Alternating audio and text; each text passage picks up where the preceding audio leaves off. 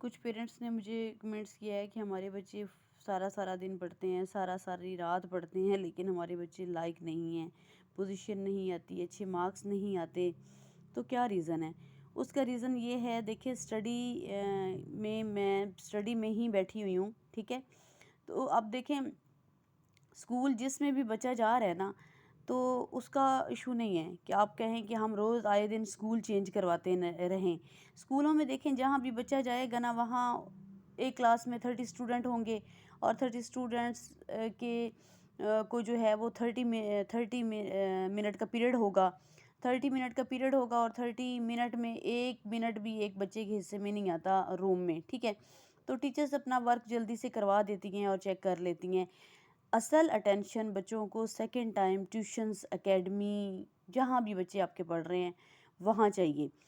اب کرنا آپ نے کیا ہے، مائیں اگر تھوڑا سا ٹائم دیں اور 10-15 منٹ جب بچہ ٹیوشن پڑھ کر آتا ہے تو وہ رجسٹر پکڑیں اور پکڑ کے چیک کر لیں کہ ہمارے بچوں نے کیا کیا، یا کیا لکھنا آتا ہے ہمارے بچوں کو، یا کیا کر کے آیا ہے۔ تو میرے خیال میں آپ کو آئیڈیا ہو جائے گا کہ ہمارے بچوں میں ویک پوائنٹ کیا ہے۔ لیکن اگر ہم اس چیز کو فوکس ہی نہیں کریں گے کہ ہمارا بچہ پڑھ کے کیا آ رہا ہے اور کیا کر کے آ رہا ہے، تو ظاہر سی بات ہے اس میں ہمارا اپنا ویک پوائنٹ ہے۔ ہم بچوں کو چیک کریں کہ ہمارے بچے جو پڑھ کے آ رہے ہیں کیا ان کو لکھنا آتا ہے، کیا ان کو پڑھنا آتا ہے۔ یہاں میجورٹی یہ ہے کہ بچوں کو رٹے کے اوپر سارا کام آتا ہے، بچہ رٹا لگا لیتا ہے اور فوری طور پر لکھ لیتا ہے، لیکن وہ رٹا کیا ہوتا ہے وہ نیکسٹ ڈے ہی جا کر بھول جاتا ہے اسکول میں، ٹھیک ہے؟ تو اس لیے وہ بچہ ویک رہتا ہے ہمیشہ۔